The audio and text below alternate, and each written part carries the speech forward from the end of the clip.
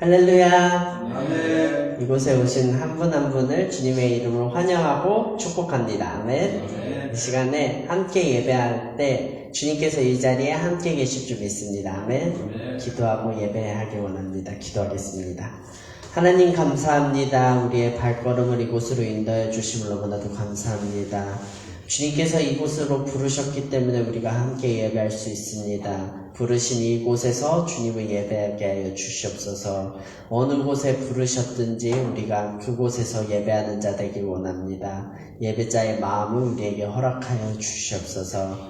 하나님, 오늘 예배 가운데도 주의 성령으로 함께 하여 주시옵시고 기쁨이 넘치는 예배 되게 하여 주시옵시고 하나님 만나는 귀한 시간 되게 하여 주시옵소서. 오로지 주님께서 함께 하심을 믿사오며 살아계신 예수님의 이름으로 기도드렸습니다. 아멘. 함께 이 시간에 부르신 곳에서 찬양하며 나아가기 원합니다.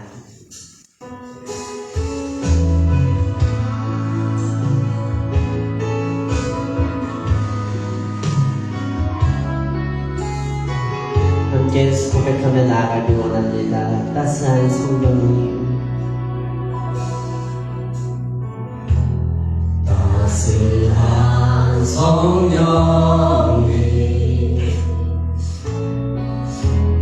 나로 오게 내 몸을 감싸며 주어지는 평안함 만족함을 느끼네.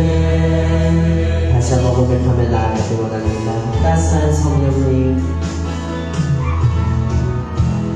따스한 성령님, 마음으로 보내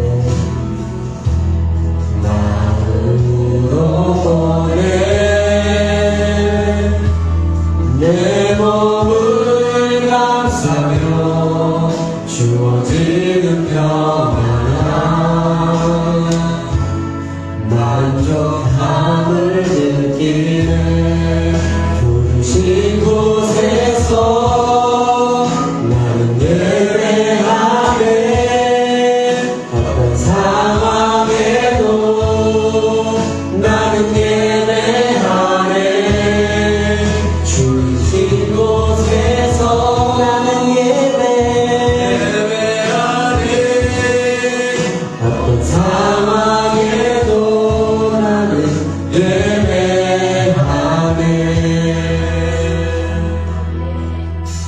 사랑과 진리의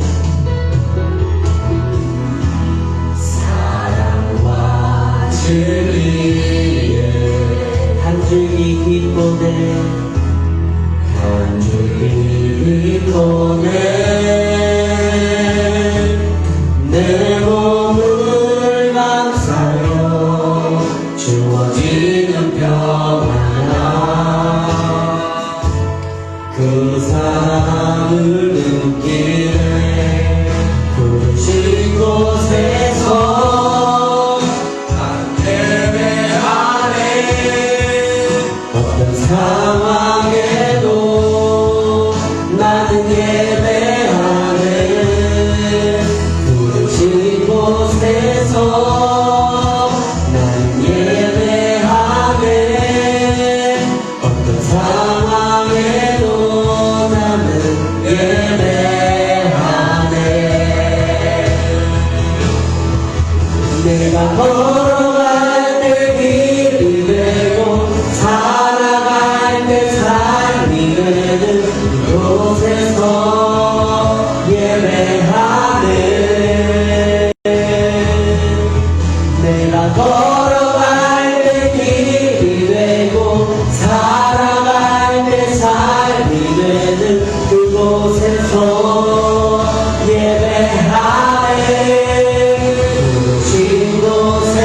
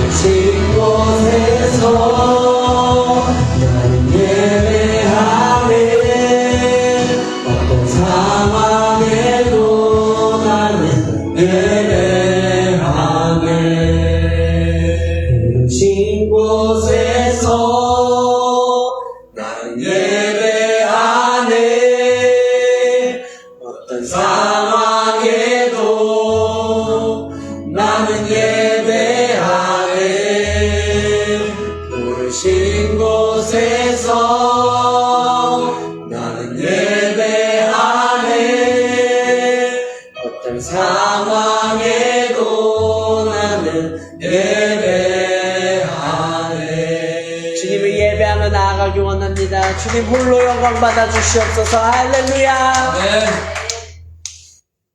함께 힘차게 박수 치면서 찬양하기 원합니다.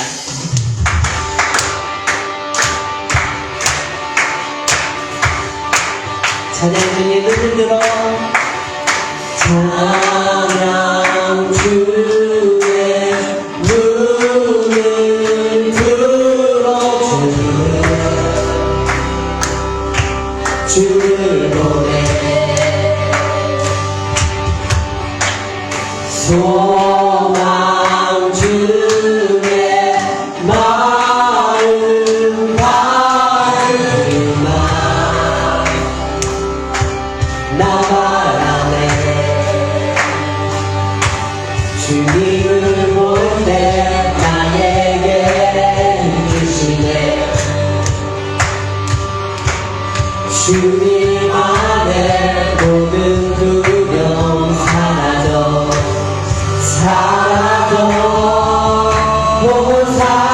호산나 호산나 구원의 주 하나님 찬양 받으실 주님 호산나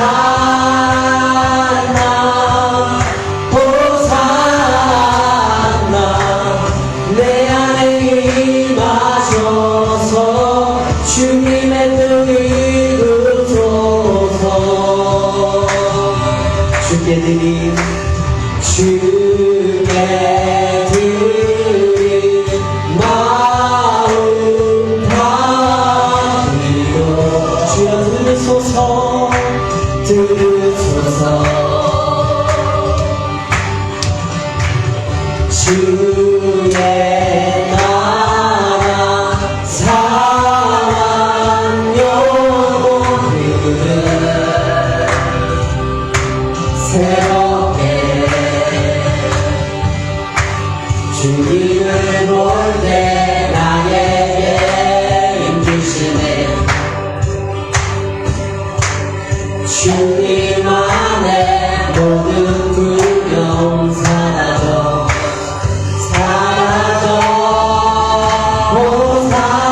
호산나 호산나 구원의 주 하나님 찬양 받으실 주님 호산나 호산나 내 안에 임하셔서 주님의 뜻 이루소서 이 시간 하나님께 영광을 박수 올려드리며 나아가기 원합니다. 아멘. 우리의 구원의 하나님이시여 이 시간 가운데 찬양받게 합당하신 주님을 높이기 원합니다. 하나님 홀로 영광 받아 주시옵소서.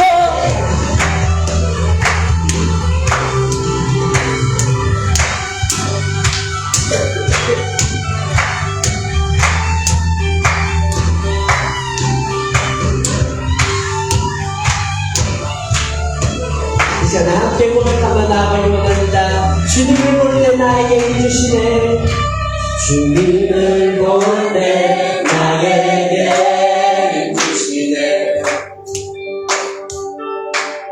주님 안에 모든 두려움 사라져 다시 한번 더욱더 큰 목소리로 주님을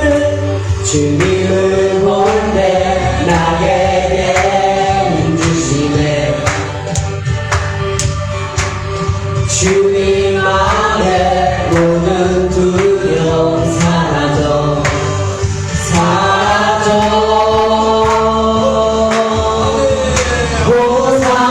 호산나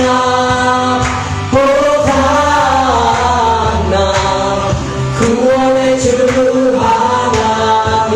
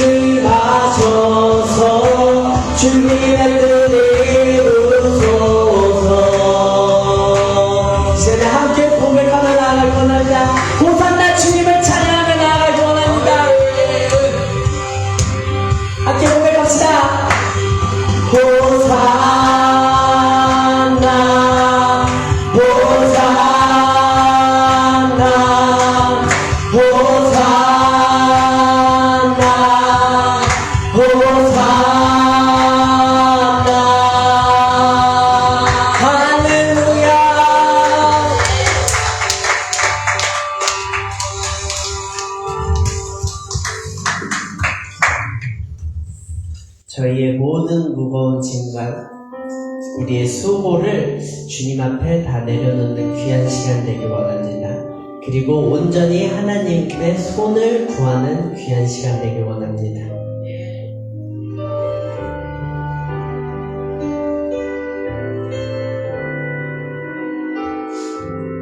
함께 고백하며 나아가겠습니다. 주님이여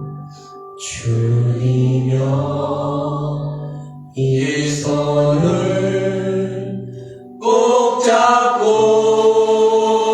가소서. 약하고 피곤한 이 몸을 폭풍은 흑암 속 해치사 빛으로 손잡고 나를 인도하소서.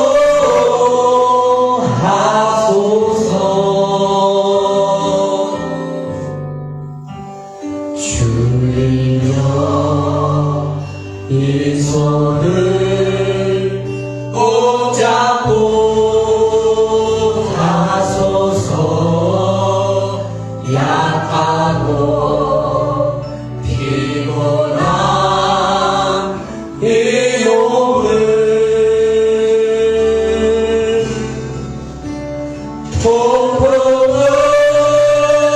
흑암 속 해치사 빛으로 손잡고 나 인도하소서.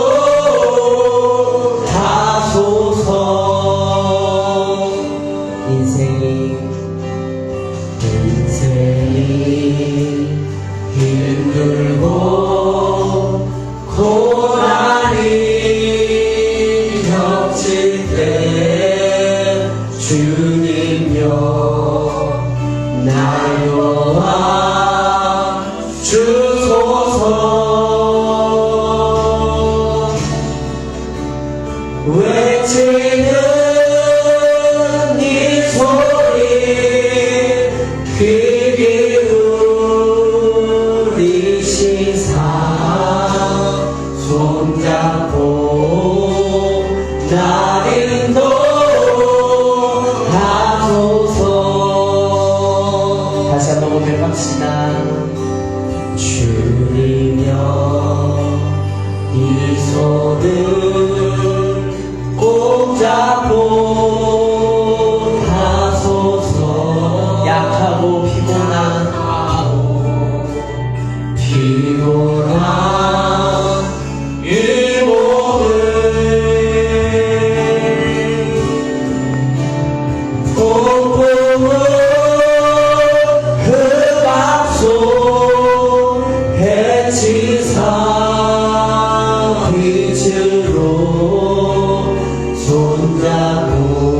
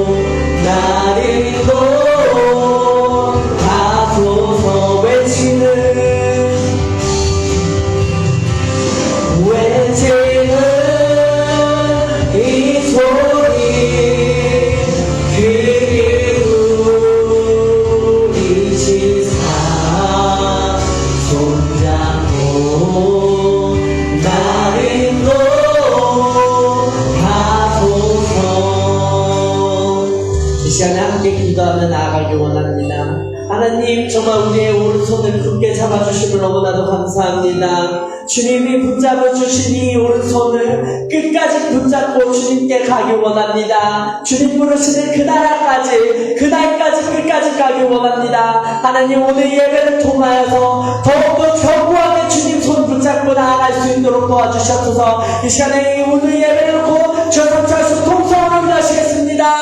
주여! 주여! 주여! 하나님 감사합니다. 주님 우리의 손을 붙잡아 주심을 너무나도 감사합니다. 하나님은 우리의 도움이심을 고백합니다. 우리의 입술을 열어서 주는 우리의 찬성이시고 도움이시고 방패이심을 고백합니다. 하나님 이 시간 가운데 함께하여 주시옵소서. 하나님 오늘 예배를 통하여서 더욱더 주님 손을 굳건히 잡고서 주님 부르시는 그날까지 달려가게 하여 주시옵소서. 우리 교회 한 영혼 한 영혼을 주님 붙잡아 주시옵시고 그날까지 주님 함께하여 주시옵소서. 주와 동행하는 자 되길 원합니다. 주님과 함께 가는 자 되길 원합니다. 주님 함께하여 주시옵소서. 성령으로 인도하여 주시옵소서.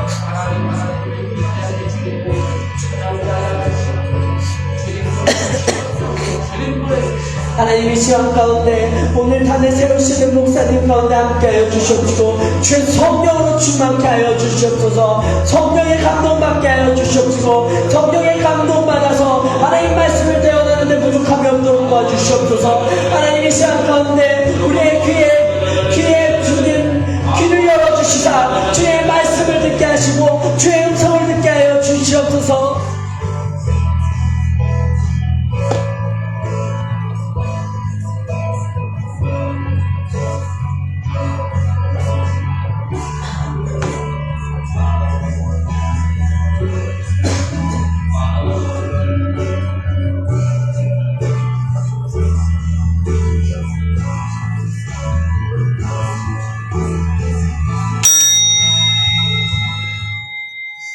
기도하겠습니다. 하나님 감사합니다. 주의 은혜와 사랑이 충만한 이곳에 오늘도 금요 예배를 맞이하여 함께하는 귀한 성도들, 또 이 예배를 통하여 주님께 영광 돌리길 원하는 모든 손길들을 주님 은혜 가운데 축복하시고 오늘 예배를 통하여 성삼위일체 하나님의 영광이 나타나게 하옵소서. 감사합니다. 예배 모든 시작과 끝을 주님께 모두 의탁드리며 살아계신 예수님의 이름 받들어 기도하옵나이다. 아멘. 할렐루야. 아멘. 하나님 말씀은 마태복음 17장 1절로 8절 말씀입니다.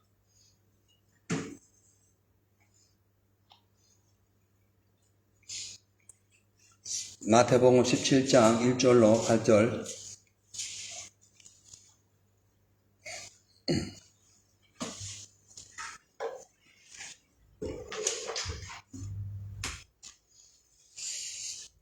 날씨가 좀 더워진 것 같아요. 요즘 날씨가 오락가락합니다. 예, 겨울이 됐다가 여름이 됐다가, 예, 코로나가 한번 스치고 가면서 날씨도 코로나 걸려가지고, 예. 자, 하나님 말씀 보시겠어요? 마태복음 17장 1절로 8절입니다. 엿새 후에 예수께서 베드로와 야고보와 그 형제 요한을 데리시고 따로 높은 산에 올라가셨더니 저희 앞에 변형되사 그 얼굴이 해같이 빛나며 옷이 빛과 같이 휘어졌더라.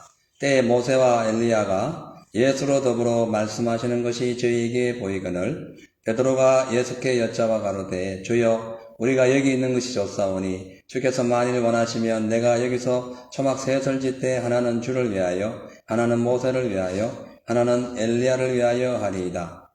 말할 때에 호련히 빛난 구름이 저희를 덮으며 구름 속에서 소리가 나서 가로되 이는 내 사랑하는 아들이요 내 기뻐하는 자니 너희는 저의 말을 들으라 하는지라. 제자들이 듣고 엎드려 심히 두려워하니 예수께서 나와 저희에게 손을 대시며 가라사대 일어나라 두려워 말라 하신대 제자들이 눈을 들고 보매 오직 예수 외에는 아무도 보이지 아니하더라. 아멘. 할렐루야. 아멘. 하나님 살아계십니다.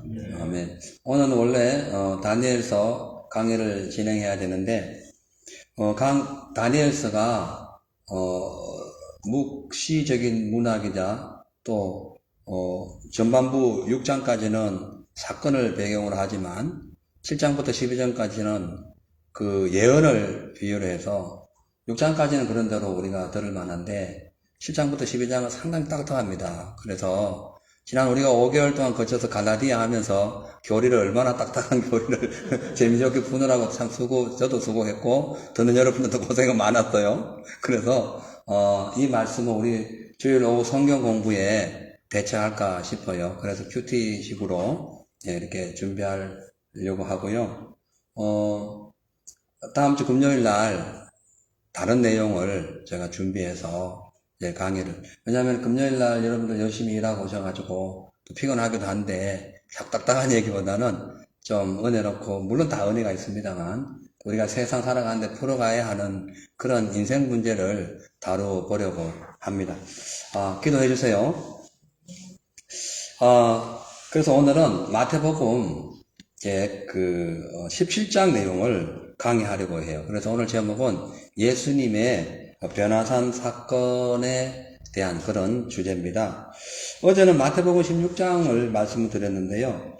이제 오늘은 그 구약의 모든 말씀과 선지자들의 예언을 이루어 주실 그 예수님이 변화산에 올라가셔서 그 구약의 율법과 또한 그 선지자의 모든 예언서를 다 예수님이 함께 하신다라는 것을 보여주기 위해서 변화산에 올라가시는 그런 내용과 더불어서 또 변화산에서 내려오셨을 때에 간질병하는 아이를 고치는 사건, 그리고 또 물고기 입에서 한 세계를 낚아 올리는 그런 신기하고 기적적인 그런 내용을 통해서 예수님만이 전지전능하신 하나님이시고 우리를 구원하실 올리 하나님이심을 우리가 한번 알아보는 그런 시간을 갖도록 하겠습니다. 자, 이제 17장 1절 보니까 이렇게 기록되어 있어요. 엿새 후에 예수께서 베드로와 야고보와 그 형제 요한을 데리시고 따로 높은 산에 올라가셨더니, 이렇게 말씀합니다. 이 엿새 후에라는 것은 무슨 말씀이냐면은 우리가 어저께 16장 마태복음 16장의 말씀을 보셨죠? 그러니까 그 예수님께서 바리새인들과 또한 사두개인들의 그들 시험했잖아요. 시험을 통해서 예수님께서 요나의 표적을 보여주셨죠. 요나의 표적. 그리고 또 뭐 했습니까? 여러분 잘 아세요? 왜 웃으세요? 예. 그리고 또 좋은 누룩과 나쁜 누룩, 사도예인들에 조심하라는 거죠. 그리고 또 베드로의 신앙 고백을 통해서 예수님께서 교회를 세우시고 교회를 통하여 천국 열쇠를 주시면서 구원의 은혜를 이루어 가신다라는 그런 내용이었습니다. 자, 그래서 이 내용의 흐름을 볼 때 엿새 후에라는 것은 그 16장 사건 이후 6일이 지난 날, 어느 날 뭐 이렇게 표현할 수가 있어요. 근데 이때에 예수님께서 6일 후에 이제 예수님께서 누구를 데려가냐면은 베드로와 야고보와 그 형제 요한을 데리고 따로 높은 산에 올라가셨다. 이렇게 따로 3명을 데리고 올라가시는 거죠. 제자들이 있지만 그 중에서도 3명을 특별하게 선택하신 거죠. 여러분, 우리도 이러한 특별 선택에 들어가시길 바랍니다. 아멘. 자, 그래서 이렇게 이 세 사람의 특징을 보면 안드레가 좀 빠지긴 했지만 이 베드로, 요한, 야고보 이 세 사람의 특징은 뭡니까? 어부들이죠, 어부들. 그래서 이 세 사람을 데려가신 특별한 이유는 우리가 한번 유추해 보면은 그 세 사람에게 첫째는 예수님만이 오직 인류를 구원하실 하나님이시라는 것을 직접 눈으로 보여주시기 위하여 변화산에 올라가셨고, 두 번째는 이 세 사람이 뭐예요? 고기 잡는 어부죠. 그래서 훗날 성령 받고 교회가 세워지고 난 뒤에 복음을 쫙 전파하다가 시험 들고 고통당하고 힘들고 포기할 위험이 있더라도 변화산의 사건을 반드시 기억하고, 직접 눈으로 봤지 않냐? 네, 반드시 기억하고 죽는 그날까지 사람 낚는 어부가 되라. 그러니까 영혼 구원하는 어부가 되라. 이래서 이 세 사람을 데려갔다. 이렇게 우리가 생각해 볼 수가 있는 거죠. 그리고 여기 있는 높은 산은 어떤 산인가 보면은 그 당시에 뭐 다볼산이라고도 이렇게 생각할 수 있는데, 어찌 보면은 그 예수님께서 가이사라 빌립보에서 복음을 전하셨기 때문에 그 가이사라 빌립보에서 가장 가까웠던 산이 헬몬산입니다. 헬몬산. 그래서 아마 헬몬산이었다고 볼 수가 있어요. 이 헬몬산은 해발 2,850m입니다. 백두산이 2,774죠? 2,743인가요? 그보다 한 100m 이상 높은, 아주 높은 산이에요. 그래서 이 산은 백두산도 마찬가지입니다만은, 유일하게 그 팔스타인 지역의 이스라엘 땅에 있는 지금, 헬몬산은 유일하게 만년설이에요. 그러니까 평생 그냥 1년 내내 눈이 있는 거예요. 그러다 보니까 여름이든 겨울이든 거기에서 흘러내리는 물로 인해 가지고 요단강뿐만 아니라 갈릴리 강으로 쭉 그 물이 흘러내리는 거예요. 그래서 헬몬산의 이슬이 바로 하나님의 은혜라고 이렇게 시편에도 말씀하고 있잖아요. 자, 그래서 그 아마 헬몬산일 가능성이 많다 이렇게 볼 수 있어요. 자, 근데 예수님께서 이렇게 6일 후에 이 세 사람을 데리고 그 높은 산, 그러니까 데리고 높은 산에 올라가신 그 산, 이 산에 올라가신 그 이유가, 그 6일 만에 올라가신 그 이유가 뭐냐면은 출애굽기에 나와 있는 말씀 그대로가 성취되는 것을 보여주는 거예요. 여러분 그 시내 그 변화산 다 아시죠? 변화산. 워낙 설교 많이 들어서 아시잖아요. 이 변화산, 여기 변화산을 얘기하는데, 그 당시 예수님의 얼굴이 변형되어서 변화산이라 하는 것이지, 그 산 이름은 다볼산인가, 혹은, 헬몬산인가, 이 둘 중에 하나라는 것만은 아시면 됩니다. 근데 확실한 건 몰라요. 그러니까, 변화된 산은 맞다, 이렇게 표현할 수 있어요. 자, 근데, 이 예수님이 6일 만에 올라간 이유는, 출애굽에 있었던 모세가 하나님을 찾아 올라갔을 때가 6일 만이에요. 6일이 지난 날, 이렇게. 여기도 6일 후에, 이렇게 말씀하죠. 엿새 후에, 6일 후에라는 뜻이에요. 1절 말씀 나오죠. 자, 그래서 출애굽기 24장 15절, 18절 한번 보겠어요. 모세가 산에 오르매 구름이 산을 가리며 여호와의 영광이 시내 산 위에 머무르고 구름이 6일 동안 산을 가리더니 제7일에 여호와께서 구름 가운데서 모세를 부르시니라. 산 위에 여호와의 영광이 이스라엘 자손의 눈에 맹렬한 불같이 보였고 모세는 구름 속으로 올라가서 산 위에 올라서며 40일 40야를 산에 있으니라. 이렇게 말씀하죠. 그러니까 모세가 산에 올랐을 때 구름이 산을 가릴 정도로 그 산도 높았어요. 그건 시내 산입니다. 그 산은 여기 지금 이스라엘 땅에 있는 헬몬산이 아니고 모세가 올라갔던 산은 아라비아에 있는 시내산이에요. 그걸 꼭 기억하셔야죠. 산은 틀리지만은 그 상황은 같다. 이렇게 표현하시면 돼요. 알고 계시면 됩니다. 그리고 올라가니까 16절에 여호와의 영광이 시내산에 꽉, 영광은 빛을 의미하기도 하고 은혜를 의미하기도 하는데 이게 시내산에 꽉 머무르면서 구름이 6일 동안 산을 가리더니 이게 6일. 그 6일 만에 올라가는 거예요. 7일에 여호와께서 구름 가운데서 모세를 부르시니라. 그렇게 말씀하면서 17절에 산 위에 여호와의 영광이 이스라엘 자손의 눈에 맹렬한 불같이 보였다. 이렇게 말씀합니다. 그러니까 모세가 6일 만에 그 시내산에 올라가서 하나님 말씀을 율법을 받을 때에 그 산에 여호와의 그 영광의 불이 막 맹렬한 불같이 항체가 났듯이 오늘 2절에 그렇게 나와요. 저희 앞에 변형되사 산에 올라갔죠? 높은 산에 올라갔더니 2절에 저희 앞에 변형되사 그 예수의 그 얼굴이 해같이 빛나며 옷이 빛과 같이 휘어졌거늘 이 말씀이 바로 출애굽기 24장에 있는 말씀하고 딱 매치가 된다는 거죠. 맞죠?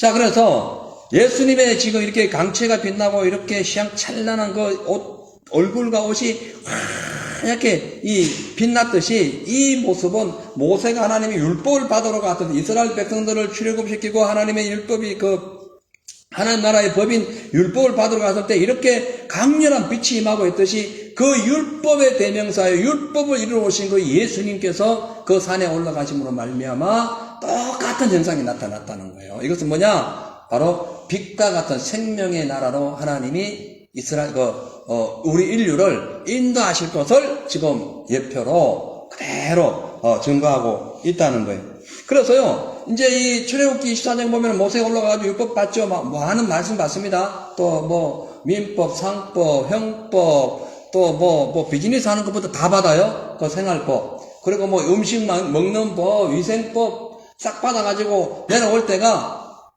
그대로 출애굽기 34장에 이렇게 나옵니다. 보세요. 29절 30절 보면은 모세가 그 증거의 두 판을 자기 손에 들고 시내 산에서 내려오니 그 산에서 내려올 때에 모세는 자기가 여호와의 말씀하였음을 인하여 얼굴 꺼풀에 강체가 나나 깨닫지 못하더라. 모세가 눈에 강체가 났던 말씀을 받고 그 산에서 딱 십계명을 들고 내려오는데 모세의 눈에 막 광채가 난 거예요. 광채가 나서 그래가지고 30절에 보면은 아론과 온 이스라엘 자손이 모세를 볼 때에 모세의 얼굴 꺼풀에 강채남을 보고 그에게 가까이 하기를 두려워하더니 지금 예수님께서 그 강채가 나기 때문에 지금 제자들이 두려워하더니 이런 말씀이 여기도 똑같이 6절에 나옵니다. 보세요. 제자들이 듣고 엎드려 심히 두려워하더니 똑같은 현상이 나타난 거예요. 그래서 모세는 어떻게 했습니까? 모세가 하나님 전에 들어갔다 나올 때마다 수건을 덮어서죠. 이 강체가 워낙 나가지고 그 모습을 연상케 한다. 그래서 이 변화산의 사건은 그냥 우연한 일치로 뭐 어떻게 하다 예수님께서 그냥 데리고 올라가신 것이 아니라 구약의 율법의 말씀이 예수님을 통하여 완성되고 있음을 나타내기 위한 것이라는 거예요. 그렇죠? 이 영적인 그 의미가 다 있다는 거예요. 그러니까 구약의 모세가 산에 올라간 이유가 뭡니까? 하나님 말씀을 받아가지고 이스라엘 백성들을 가나안 땅으로 인도하기 위한 거죠. 그렇죠? 물론 가나안 땅에 올라가서 생길 법도 많이 있습니다만 아무튼 그런 법이에요. 예수님도 마찬가지예요. 예수님께서 십자가 지시고 인류를 구원하셔서 영원히 우리를 마귀의 세계에서 사망의 세계에서 하나님 나라로 인도, 영적인 가나안 땅으로 인도해 주실 분이기 때문에 그 말씀에 빗대어 말씀대로 그대로 오셨다라는 것을 보여주고 있다는 거예요. 자, 그래서 덧붙여서 3절에 보면 이렇게 됩니다. 때에 모세와 엘리야가 예수로 더불어 말씀하는 것이 저희에게 보이거늘. 예, 보니까 자, 그 당시에 그 모세는 율법의 대명사죠. 엘리야는 뭐 대명사예요? 엘리야는 누구를 대표하고 무엇을 대표하고 있어요? 선지자. 예, 선지자를 대표합니다. 율법은 하나님께로부터 직접 받아가지고 기록된 것이고, 성문화된 거예요. 예언, 그러니까 선지는 뭐냐면은, 선지자는 뭐냐면, 그 예언의 말씀을 선포하는 자죠. 그러니까, 모세의 율법을 엘리야가 선포했듯이, 예수님께서 그 하나님의 말씀대로 이 땅에 오셔가지고 그 말씀을 선포하신다. 이걸 보여주는 거예요.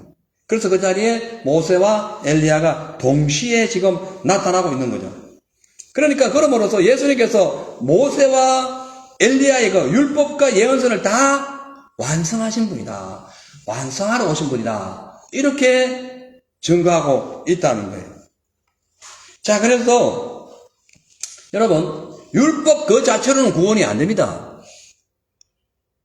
율법 지켜야 돼요. 근데 사람이 다 못 지켜요. 그래서 이 일을 위해서 예수님이 오셨는데 구약시대에 엘리야가 나타났던 것은 율법을 안 지켜도 너무 안 지키고 아예 이제는 거역을 하고 대적을 했기 때문에 제발 좀 지키라고 선포한 거죠. 그렇죠? 그렇죠.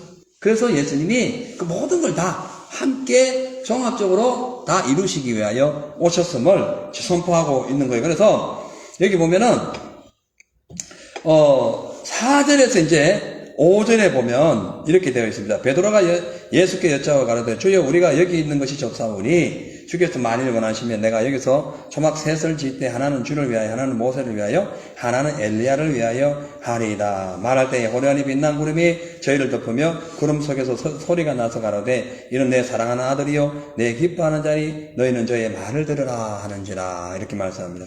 근데 베드로는 약간씩 좀 엉뚱하면서도 아주 예리한 질문을 가끔씩 하기도 하고, 또 자기가 즉석에서 뭔가를 막 발표하기도 하는, 그냥 엉뚱하면서도 그 베드로를 통해서 또 뭔가 하나님의 어떤 비밀이 드러나기도 했습니다. 오늘 베드로가 그 사건을 보고 깜짝 놀라는 거예요. 어떻게 이런 일이 있을까 싶어가지고, 이제 아예 그냥 산에 내려갈 일도 그동안 고생 너무 했으니까 산에 내려갈 일이 없다. 그냥 여기서 그냥 살자. 모세, 엘리야, 예수님 초막 셋 짓고 그냥 살자. 이렇게 지금 고백하고 있는 거예요. 그러니까 하늘에서 음성이 들려와요. 너희는 예수만이 내 사랑하는 아들이고 예수만이 모세와 엘리야의 율법을 이루었기 때문에 엘리야의 그 말씀을 선포하는 선지자이기 때문에 너희는 아무 얘기도 하지 말고 예수의 말을 들어라. 그렇게 하는 거예요. 그리고 예수님이 내려가자 이러는 거예요. 그러니까 이제 내려가야 되는 거예요. 베드로는 그 당시 이 절기가요, 초막절이었어요. 초막지 짓는, 그러니까 천막 짓는 그런 초막절이었단 말이에요. 대속죄일 날 나오는 절기예요. 예. 자, 근데 밑에 내려가가지고 굳이 뭐 초막 짓고 살 거 없이 또 올라갔다 내려가기 아니, 해능산이라 하면 얼마나 높겠어요. 예? 백두산을 올라가는데도 그렇게 먼데, 나 한 번도 안 가봤지만, 그래요. 다시 내려가려니까 다리에 힘도 빠지고 너무 힘든 거예요. 그래서, 아이고, 여기서 그냥 초막 짓고 삽시다. 이렇게 한 거예요. 초막 지리니까. 근데 하나님께서는 그렇게 하지 마라. 그래서, 여기 보면은, 이렇게 얘기하고 있어요. 베드로가 예수께 여짜오되, 주여! 우리가 여기 있는 거 접사오니! 이러는 거예요. 주여라는 것은 우리가 잘 알듯이, 키리오스입니다, 키리오스. 존경할 만한 분, 내가 섬기는 분, 나의 통치자, 나를 소유하시는 분, 뭐 이런 뜻이에요. 그러니까, 극진히 주님을 모시면서, 이렇게 올려드리면서, 여기 있읍시다. 이렇게 부르는 거예요. 그래서 우리가, 주여, 주님의 은혜 큽니다. 그러나 나는 그냥 이대로 있을래요. 이러면 안 된다는 거죠. 주의 은혜가 크시니까 그 크신 은혜를 전해야 되는 거죠. 예? 예수님께서 이 세 사람을 데리고 올라가신 이유는 그 예수님이 구세주라는 것을 확실히 증거를 제시한과 동시에 내려가서 그 증거를 전하라고 데리고 올라가신 거예요. 근데 베드로는 그렇게 고백하지 않았던 거죠. 자, 그리고 우리도 가끔씩 그럴 때가 있어요. 예수님의 은혜는 충만하게 받고 빛이 막 번쩍번쩍하고 막 아멘 할렐루야 하는데 막상 하나님이 이 일 좀 해라 하면은 뭐 어디 안 보여. 어디 가버렸어. 그러면 안 돼. 예? 그냥 주님과 함께만 해서 그냥 은혜만 받을래요. 그냥 막 가만히 그냥 방언기도 말래요. 그 방언기도 할 때가 있고 밖에 나가서 전할 때가 있다는가요? 거기 밸런스를 잘 맞춰야 되는 거예요. 그렇죠? 예? 그게 중요하다는 거죠. 자, 그래서 우리가 하나님의 지금 보세요. 베드로가 예수님의 그 강렬한 빛, 그 역사 모세와 엘리야가 막 나타나가지고 어마어마한 그런 역사를 보고 그 휘황찬란한 그 모습을 보고는 즉석에서 예수님을 찬양하고 높이고 그래 했지만 또 즉석에서 그가 나중에 예수님을 부인하기도 해요.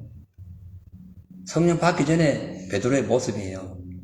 우리가 성령 받기 전에 아무리 교회 와가지고 하나님의 기적을 체험하고 난 뒤에 할렐루야 박수치고 찬양하고 엉엉 울고 해도 성령 받기 전에는 그것이 일시적인 것이다. 뿐만 아니라 성령을 받아도 하나님의 은혜는 늘 우리와 함께 하는 것이 아니고 충만해야만이 함께 하기 때문에 성령을 받아도 날마다 충만하도록 채워야 된다는 거예요. 물이 그냥 그릇에 담겨 있으면은 이게 어떻게 해요? 증발하죠. 온도에 따라서. 날이 더 뜨거우면 더 증발합니다. 마찬가지로 우리가 하나님 은혜를 받았어도 가만히 있으면은 증발해요.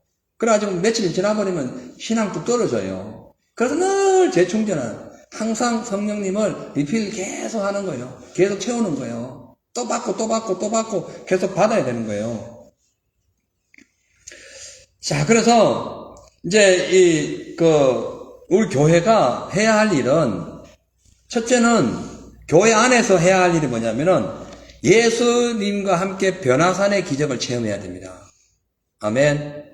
반드시 체험해야 돼요. 두 번째로는 선지자 엘리야처럼 그 변화산에 있는 그 기적을 밖에 나가서 증거해야 돼요.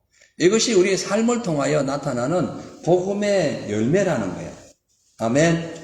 그래, 베드로처럼 그냥 그 변화산에 올라가지고 거기서 그냥 축식 앉아가지고 나 여기서 평생 보낼래요. 이렇게 하면 안 되고 주님과 함께 내려가서 다시 그 사역을 감당해야 된다 이렇게 볼 수 있어요. 그래서 그 일을 위해서 우리가 날마다 모여 기도하고 성경에 입각해서 말씀에 순종하고 또 세상의 삶에 또 우리의 이 현장에 나가서는 그 말씀이 우리 가운데 임함으로써 열매를 맺고 하나님의 그 영광의 빛을 나타내는 그런 삶이 돼야 된다고 말씀하고 있어요. 아멘. 자, 이제 그 다음 말씀 보면은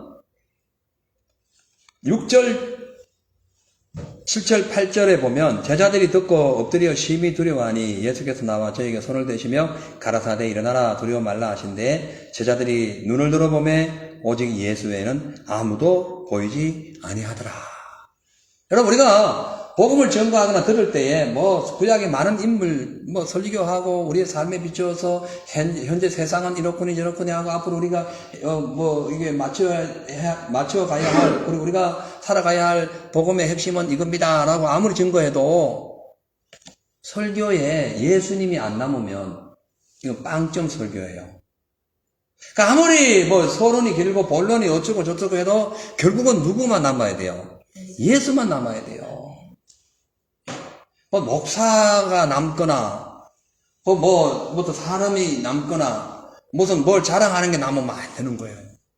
우리는 온데간데 없어야 돼요. 예? 목사는 그냥 메이커예요. 그냥 마이커예요. 마이커 아무것도 아니고 마이커란 이거 누가 자랑해요? 예. 이건 때가 돼가 시간 되면 바꾸거나 성능이 안 좀 다른 걸로 교체하잖아요. 예? 복음의 본질은 바뀌지 않거든요. 그래서 예수님만 남았다는 거예요. 이게 중요한 겁니다. 우리 신앙의 진짜 핵심이 뭐냐면 예수만 남아야 되는 거예요. 그것만이 우리를 살리는, 그 믿음만이 우리를 살리거든요. 그리고 또 여기 보면은 그 제자들이 막 두려워하고 있을 때 예수님께서 오셔가지고 그 손을 대시며 가라사대 두려워 말라 이렇게 말씀하시죠. 예수님이 어떤 분이냐면은 인생이 세상을 살다가 각종 어떤 문제나 어떤 어려운 일로 인해 가지고 두려움과 근심과 염려가 올 때에 내버려 두고 그냥 예수님 그냥 뭐 모르차하고 가시는 것이 아니라 그냥 손을 대주시고 위로하시고 두려워하지 말고 일어날 수 있는 새 힘을 주시는 분이에요. 아멘. 그리고 오늘 지금 7절에 예수님께서 저희에게 손을 대시고 가라사대 일어나라 라고 하신 말씀은 지금 베드로가 그 환상을 본 것이 예수님과 그 모세와 엘리야가 나타난 그것을 본 것이 그냥 환상에서만 사라진 그냥 꿈꾼 사건이 아니고 이 사건은 실질적으로 그 산에 있었던 현실적인 사건임을 알려줍니다. 직접 손을 대고 걱정마 일어나라 이래 손잡고 내려오니까요. 예. 그러니까 하나님의 그 기적, 기사, 표적, 능력, 뭐 이러한 수많은 전지전능의 그 어떤 표적들은 그냥 뭐 허상이 아니라는 거예요. 현실.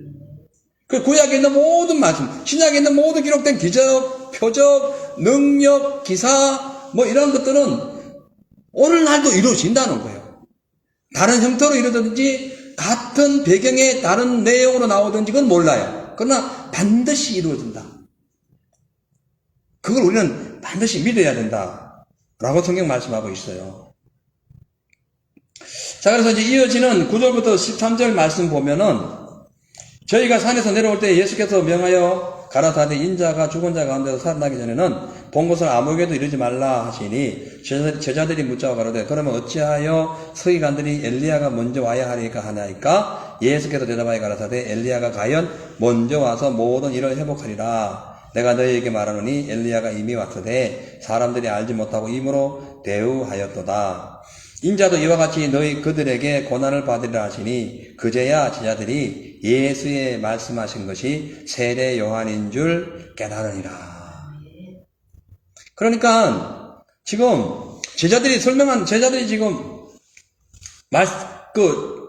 서기관과 엘리야가 먼저 와야 한다고 서기관들 말이 엘리야가 먼저 와야 한다고 했는데 그 엘리야가 지금 예수님 방금 보신 그 엘리야입니까? 이렇게 얘기하는 거예요.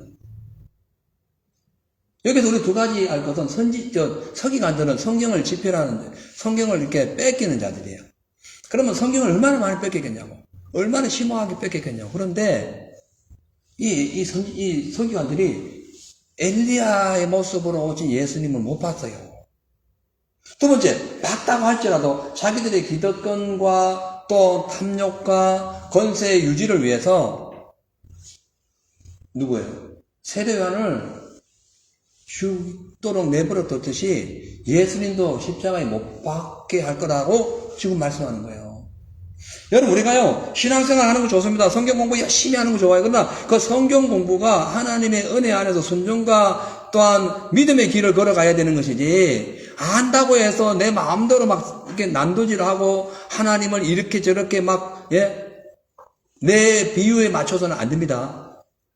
하나님 앞에 나를 맞춰가야죠. 서기관들이 그 성경을 많이 뺏기면서 그 말씀에 자기 신을 비춰갔다면 예수님을 십자가에 못 박았겠어요? 또 엘리야의 모습으로 온 세례 요한을 그렇게 죽도록 내버려 뒀겠어요?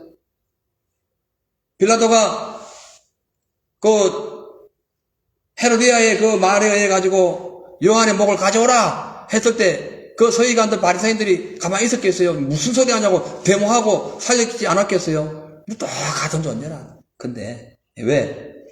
헤롯처럼 똑같이 세상 물에 젖어가지고 세상의 유혹에 빠져가지고 영의 세계를 몰라서 그런 거예요. 그리고 우리가 세속적인 것에 빠지지 않고 영적인 심오한 진리에 들어가려면은 말씀 앞에 순종해야 돼. 아멘. 이것이 얼마나 중요한지 몰라요. 그 다음에 14절 20절에 보니까 저희가 무리에게 이르되 한 사람이 예수께 와서 꿇어 엎드려 가로되 주여 내 아들을 불쌍히 여기소서 저가 간질로 심히 고생하여 자주 불에도 넘어지고 물에도 넘어지는지라 내가 주의 제자들에게 데리고 왔으나 능히 고치지 못하더이다. 예수께서 대답하여 가라사대 믿음이 없고 패역한 세대여 내가 얼마나 너희와 함께 있으며 얼마나 너희를 참으리요 그를 이리로 데려오라 하시다. 이에 예수께서 꾸짖으시니 귀신이 나가고 아이가 그때부터 나으니라. 이때 제자들이 정령이 예수께 나와 가로되 우리는 어찌하여 쫓아내지 못하였나이까. 가라사대 너희 믿음이 적은 영혼이라. 진실로 너희에게 이르노니 너희가 만일 믿음이 한 겨자씨만큼만 있으면 이 산을 명하여 여기서 저기로 옮기라 하여도 옮겨질 것이요 또 너희가 못할 것이 없느니라. 아멘. 이 사건은요 지금 산 위에서는 예수님과 함께 그 세 명의 제자들이 어마어마한 능력을 체험하고 있는데 산 밑에서는 아무것도 체험도 못하고 본 것도 없고 그냥 멍하니 있다가 큰 사고를 당합니다.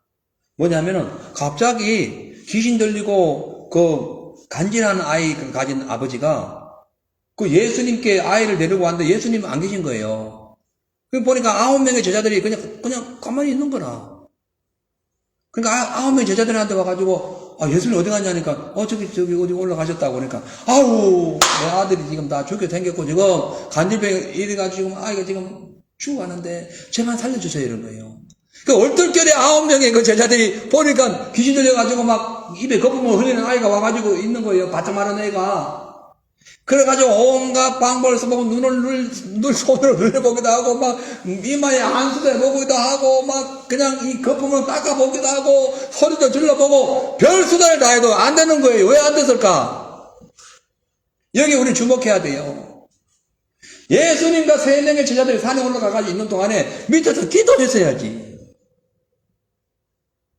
기도도 안 하고 멍하니 있다가 지금 이런 일이 벌어진 거예요. 여러분, 기도 안 하고 멍하니 있다가 마귀가 탁 던져주는 밥 하나 먹고는 그만 꼴까닥 넘어갈 때 있습니다. 기도 안 하고 멍하니 있다가 이렇게 지금 귀신 들린 자가 와가지고 공격하면은 심각해질 수가 있어요. 그래서 예수님이 우리와 함께 지금 나의 삶에 지금 나를 간섭해 주시고 나의 삶에 적극적으로 개입해 주실 때도 기도해야 되고 그렇지 않을 때도 기도는 쉬지 말라는 거예요. 아멘. 물론 오늘 이 말씀에 보면 지금 그 20절에 봅니다. 가라사대 너희 믿음이 적은 영. 그러니까 제자들이 와가지고 얘기하는 거예요. 나중에 예수님이 오시죠.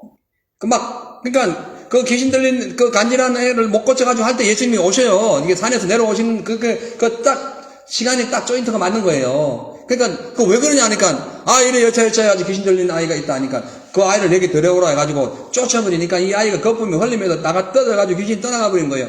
완전히 치료받은 거예요. 그 제자들이 막 깜짝 놀라가지고 아니 우리는 왜 안 되죠? 이래 된 거예요. 누가복음 9장에 보면은 29절, 28, 29절에 보면은 기도하지 않은 영혼아 라고 분명히 말씀하고 있고, 오늘 20절에는 믿음에 대해 얘기합니다. 믿음. 자, 같이 읽어보세요. 시작.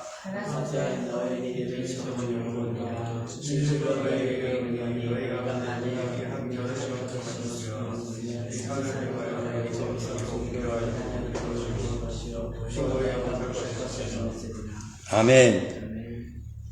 마가복음 9장에서는 반드시 분명 기도에 대해서 말씀하셨는데, 오늘은 지금 믿음에 대한 연구라고 얘기하면서 겨자씨만한 믿음이 있으면 산을 명하여 옮기는데 그 믿음도 없다 이래 된 거예요. 여러분, 우리가 기도 많이 해보고 있지만 기도 안 하면 믿음이 없어요. 저도요, 기도가 충만할 때는요, 누가 귀신 들려가고 이러면 막 손 쫓고 막 난리가 나는데요, 기도가 좀 부족하고 그러면요, 누가 와 기도해달라면 살짝 겁이 나요. 솔직한 얘기, 살짝 겁이 나요. 왜냐하면은 이게요, 귀신 쫓는 게요, 병 치료하고 귀신 쫓는 게요, 덮었을 때가 많아요. 저는 그걸 많이 경험했어요. 예, 많이 경험했어요. 그래가지고 아차 하는 동안에 귀신 들린지 안 쫓다가 내게 귀신 들어올 때가 있어요.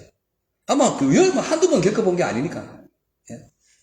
그래서 이게 지금 이 믿음과 기도가 하나의 쌍을 이루고 가는 거예요. 믿음과 기도가 별개가 아니라는 거예요. 믿음은 기도할 때 나타난다는 거예요.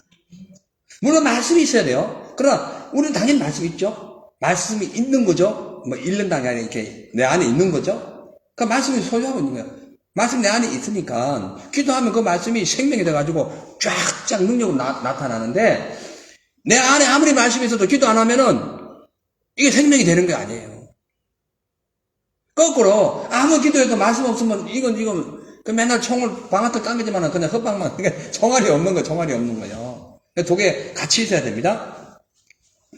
여기 보면 간질병이 뭐냐 하면요, 그 당시에 달에 의하여 얻어맞다 이런 생각, 이런 거예요. 달. 그리고 밑이 다 있듯이 간질병이에요. 그 당시에 간질병은, 그 당시 고대 시대에 간질병은, 여러분 마태복음 시대가요, 예수님 시대가 고대 시대입니다, 여러분. 조선왕조가 500년 전이에요. 여기는 이제 2000년 전. 그러니까 고대 시대 하면 놀라지 말아요. 진짜 고대 시대예요, 거기가. 그 당시에. 예? 조선왕조만 해도 500년이지, 500년. 얼마나 옛날인데. 예? 자, 그런데 아무튼 간에 이렇게 그 간질병을 달에 대한 병이라 가지고 사람들이 보름달 되면은 간질병 낫게 해달라고 빌기도 했어요. 간질병이에요. 근데 예수님이 딱 오니까 달에 빌고 태양에 빌고 다 소용없어. 예수님이 오시니까 한 방에 나갔다. 한 방에. 할렐루야. 우리가 누구를 믿겠어요? 달을 믿어요? 태양을 믿어요? 무슨 정월 1일 돼가지고 정동진 여기는 어디야? 가장 동쪽이 어디예요? 아마 이 지역일 거야, 이 지역. 이 퀸슬랜드 지역이 아마 가장 동쪽이에요. 여기 그냥 아침에 정월 1일 1일 해피 뉴 이어 하면은 그냥 그 해보러 가고 막 소원 빌고 난리죠. 다 소용없어요. 소원 빌다고 되는 게 아니고 달에게 소원 빌다 추석날 달맞이 한다고 해결되는 게 아니에요. 예수님이 오셔야 돼요. 우리 인간이 전부 다 간질이들, 우리 인간의 모든 영성은 간질에 들어가지고 심심하면 입에 거품 흘리고 막 분노하고 막 성질내고 그럽니다. 실질적으로 그래요. 그리고 간질병은 또 몸을 자해해야 합니다. 자해해. 그 귀신 들리면 자기 몸을 자해해야 한다니까요. 다 귀신 들린 거예요. 그러니까 이 당시에 간질병이에요. 실질적인 간질병이에요. 그죠? 그러나 영적으로 볼 때 우리는 사람은 다 간질병이 있다는 거예요. 근데 이걸 세상에 어디 우상에게 가가지고 무당에게 빈다고 되는 것이 아니라 예수 만나야 된다. 아멘. 예수님만이 우리를 해결해 줄 수 있다는 거죠. 제자들도 못해. 사실 따져보면 제자들에게 내려와서는 못합니다 하잖아요. 못해. 누구만이 한다? 예수님만이. 다만 믿음이 겨자씨만큼만 있으면 된다는 거예요. 기도를 최소한의 겨자씨가 막 자랄 정도의 기도만 하면은 산이 움직이죠. 하나님의 마귀의 나라에서 하나님 나라로 옮긴다니까, 믿음이 있으면. 할렐루야. 질병에서 이게 치료로 옮기는 거고 사망에서 생명으로 옮기는 거예요. 어떻게? 겨자씨만한 믿음이 있으면 그래서 지금 믿음을 강조하시면서 거기에다가 예수님께서 뭘 집어넣어요? 겨자씨를 집어넣습니다. 어떤 분이요, 예루살렘 성지순례 갔다가 저한테 선물 하나 한 게 있어요. 어떤 선교사님이. 겨자씨예요. 그거 선물을 줬는데 제가 떨어뜨려서 그거 찾느라고 둘이서 한참을 지냈어요. 안 보여, 요만해요. 네, 좁쌀 다네요. 안 보이지. 나중에 그걸 찾아가지고, 코팅해가지고 보관해서 지금 어디 있는지 모르겠어요. 아무튼, 그랬다니까요. 그렇게 작은 거예요. 그것이 있으면은 산을 못 믿어 하잖아요. 우리가요, 조금이라도 믿고 기도하면 그것이 산을 옮긴다니까. 아멘. 기도는 작게 하든 크게 하든 길게 하든 믿고 하면 그것이 겨자신 거예요. 안 믿고 하니까 10시간에 20시간을 하든 막 방언을 하고 소리 지르고 막 난리 쳐도 안 믿으니까 역사가 안 일어나는 거예요. 그래서 어떻게 한다? 믿고 한다. 믿는 사람은 말로 부정적인 얘기하지 않고 말로 이미 아이고 끝났네 이런 어떤 엉뚱한 생각 안 해. 믿고 나가는 사람 말도 긍정적인 거죠. 그래서 우리가 천국 가기 위해서도 당연하고 이 땅에 사는데 각종 지혜와 능력을 얻어서 승리하기 위해서도 어떻게 한다? 믿고 구해라. 아멘. 자, 야고보서 5장 16절 같이 읽어보겠습니다. 시작. 그러므로 저희 죄를 서로 고하며 병 낫기를 위하여 서로 기도하라. 의인의 강구는 역사하는 힘이 많으니라. 아멘. 그렇다면 마태복음 22장 21절에도 보면은 너희가 무엇이든 믿고 구한 것은 다 받으리라. 할렐루야. 다 받는 거 믿고 그것이 겨자씨라는 거예요. 이제 이해하시죠? 겨자씨가 뭐라? 믿고 조금이라도 믿고 구하면 역사 나타난다. 예? 진짜 겨자씨 아주 작아요. 우리가 찾느라고 아주 고생했던 적이 있는데. 자, 그래서 마귀는 하나님의 이적과 능력, 그리고 천국에 대한 우리의 소망과 믿음, 이것을 날마다 빼앗기 위하여 어떻게든 간질병 들린 아이들처럼 막 우리를 거꾸로 들이고 거품 나게 하고 막 희한하게 막 인생을 만들어가요. 그러나 우리가 진짜 믿고 기도하고 예수님 만나면, 예수님 은혜가 임하면 다 해결된다.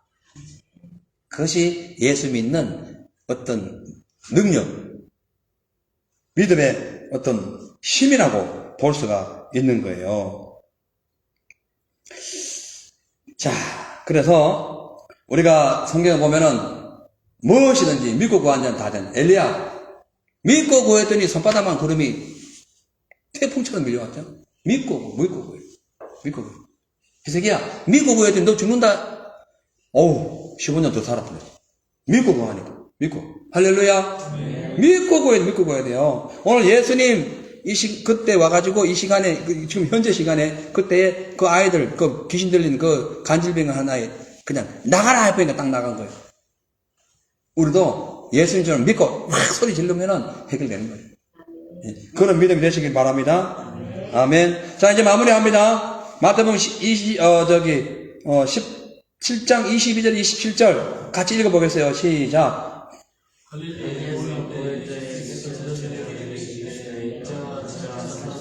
제가 옷 좀 너무 더워서 이거 감상해.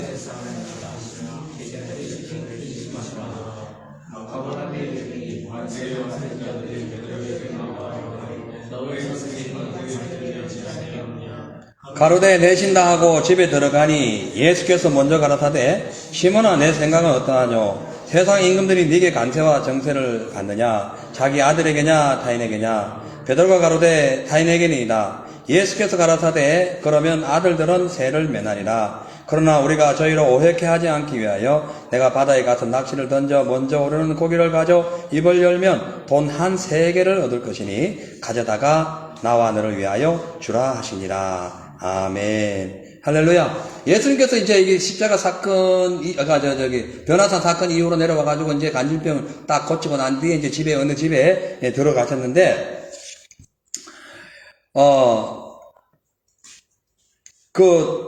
가브나움에 있을 때 어떤 사람이, 세금 징수원이라고 볼 수 있어요. 어떤 사람이 와가지고 베드로에게, 왜 너희 주인 예수님은 왜, 반세를 안 내니? 이렇게 얘기하는 거예요.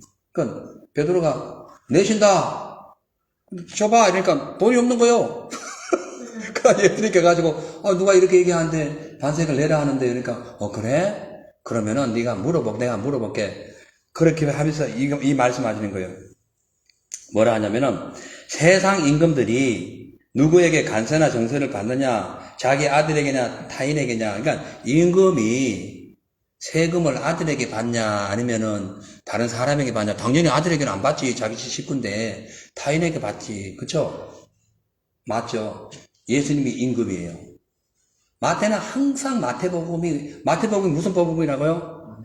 왕의 복음. 예? 킹스 가스펠이에요. 왕의 복음이에요. 그래서 여기 임금 얘기하는 거예요. 임금의 아들들은 세금을 면한다는 거죠. 자, 그러면 보세요. 예수님이 임금이죠? 그러면 제자들은 아들들이 되는 거예요. 그러면 제자들은 돈 내도 돼요? 안 돼요? 안 내도 돼요.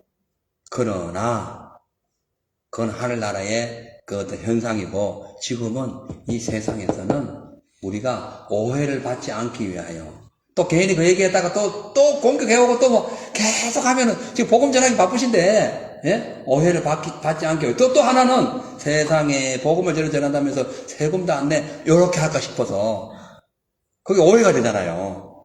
예? 예수 믿는 분들 세금을 꼬박꼬박 내야 됩니다.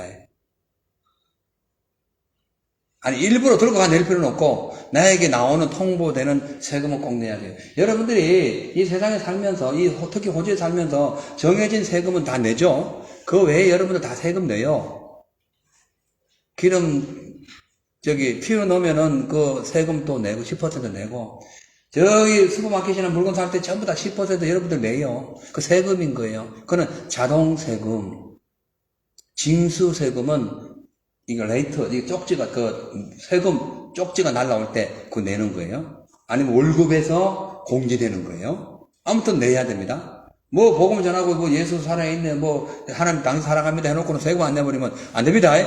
예수님도 그래서 받기 싫어서 내가 낼게. 근데, 나나 지금 돈이 없다. 그러니, 지금 네가 낚시를 들고 저기 바다에 가서 던지면, 고기 한 마리가 낚아 올 거야. 그럼 그 입을 쭉 벌리면 거기에 한 세겔이 있을 거야. 이렇게 황당하면서도 너무 황당하잖아. 아니, 낚시를 던지다고 무슨 고기가 뭘 물고 오는데 동전을 물고 와요?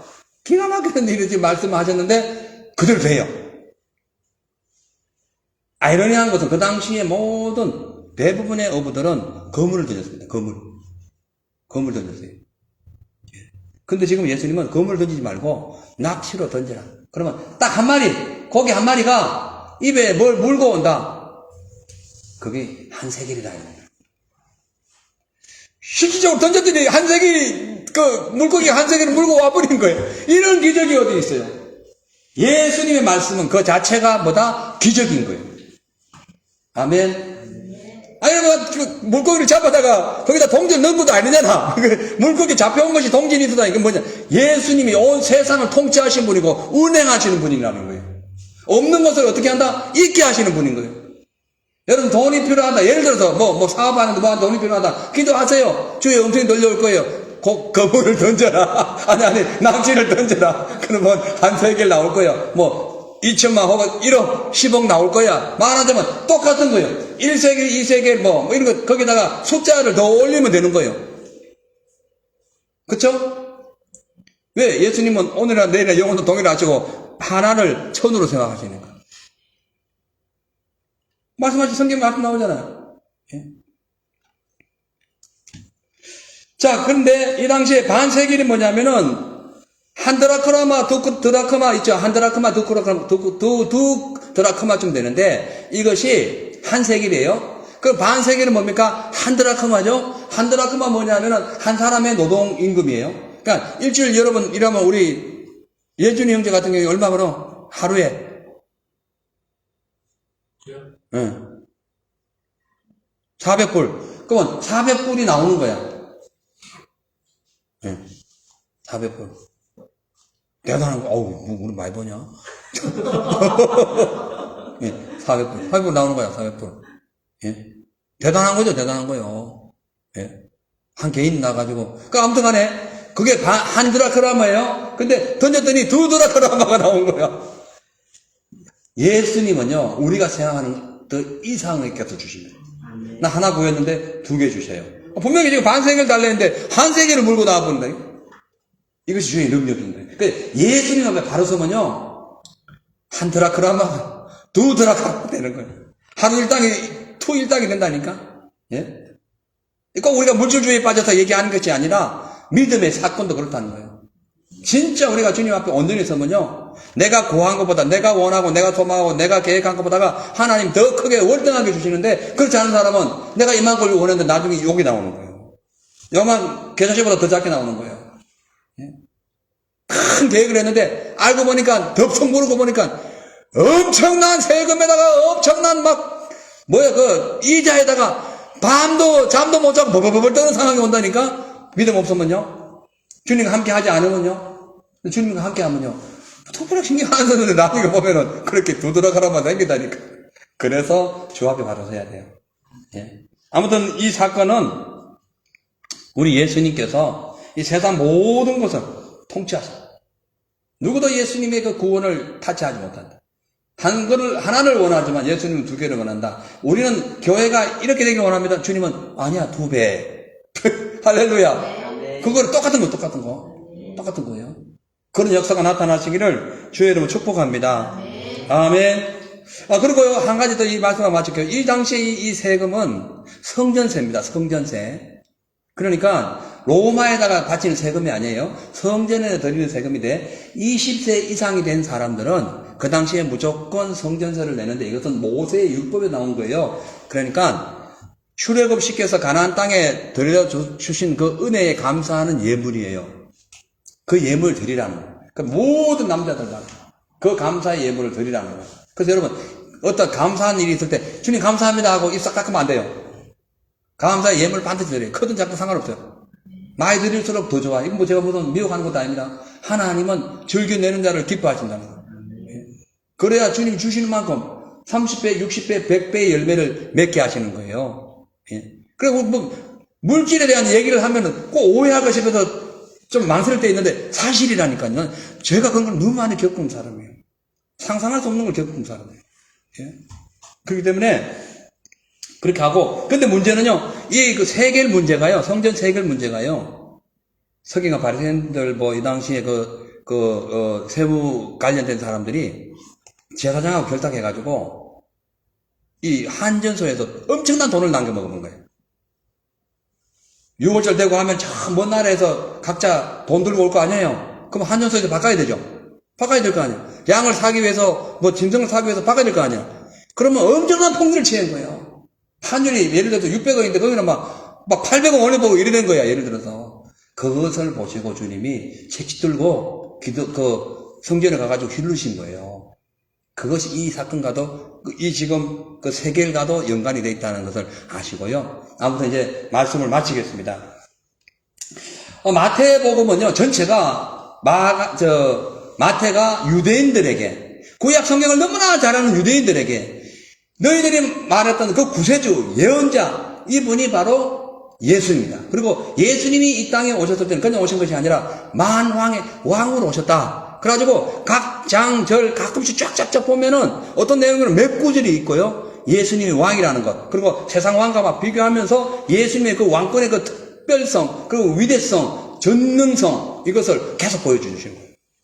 그래서 오늘 이 말씀에도 마찬가지입니다. 이 지금 변화산 사건, 그리고 귀신 들린 그 환자, 그리고 이 세겔 문제, 이 세 가지 문제 역시 예수님만이 왕이다. 예수 앞에 오면 모든 간질병뿐만 아니라 모든 게 해결되고 변화된다.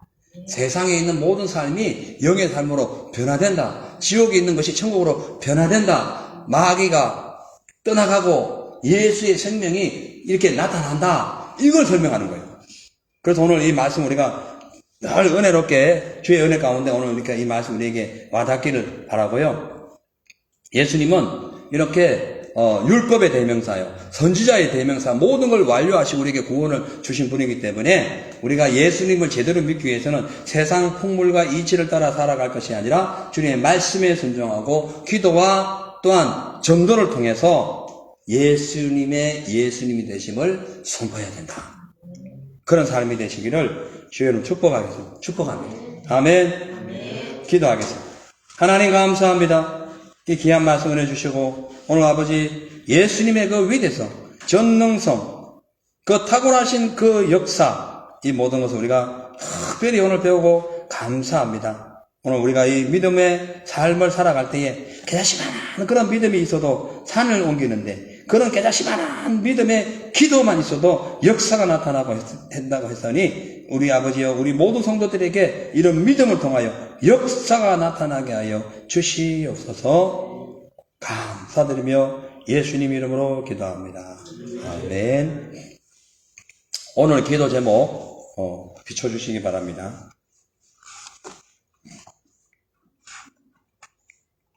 세속적이고 육신적인 그리고 이러한 삶의 흔적을 갖지 마시고 변화산에서 온 세상의 구주가 되신 그 예수님을 믿는 그런 믿음이 충만하게 해달라고 기도하시고요. 또 눈에 보이는 세상 것 자랑하지 마시고 눈에 잘 안 보여도 개자시만한 믿음, 이것을 우리가 들치워내서 하나님의 나라와 영광을 위하여 큰 믿음의 역사가 나타나게 해달라고 기도해 주시기 바라고요. 그 다음 세 번째, 40일 작정 기도가 끝났지만 모든 결과를 주님께 맡기고 이제 다다음 주에 추수감사 주일날 우리가 이제 불신자 전도 이게 한 그 열매 맺는 날이기 때문에 이 일을 위해서 기도해 주세요. 결과는 주님께 맡기세요.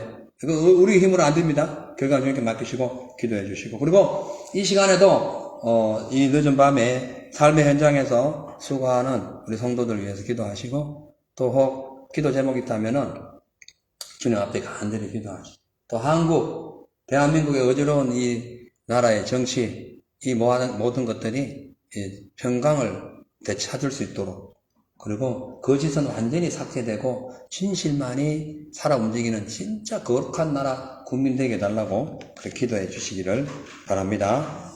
자, 우리 찬양 한 장 부르시고 합심해서 기도하도록 하겠습니다. 주님 나라 임하시네.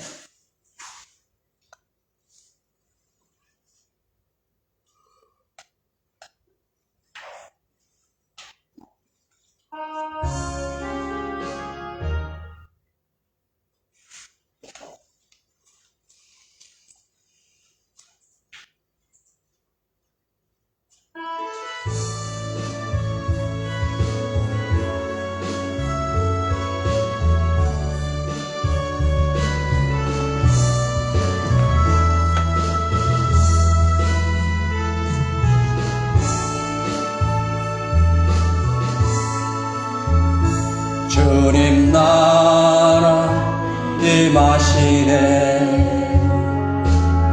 주의 날은 멀지 않았네.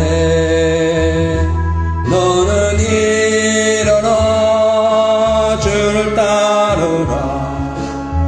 하나님 날 부르시네. 세상은 아직 어둠 속에 빛 대신 주 보길 원하네. 너는 일어나 그 빛을 가라라. 주님의 영광 내게 임했네. 일어나 주 위에 서라. 가는 용사여 주님이 너와 함께 하시네. 주께서 다시 오실 길 그 길 예비하라. 영광의 주님 오망의 왕 곧 오시네. 아멘. 주기도 문으로 마치시고 주여 삼창하시 기도하겠습니다.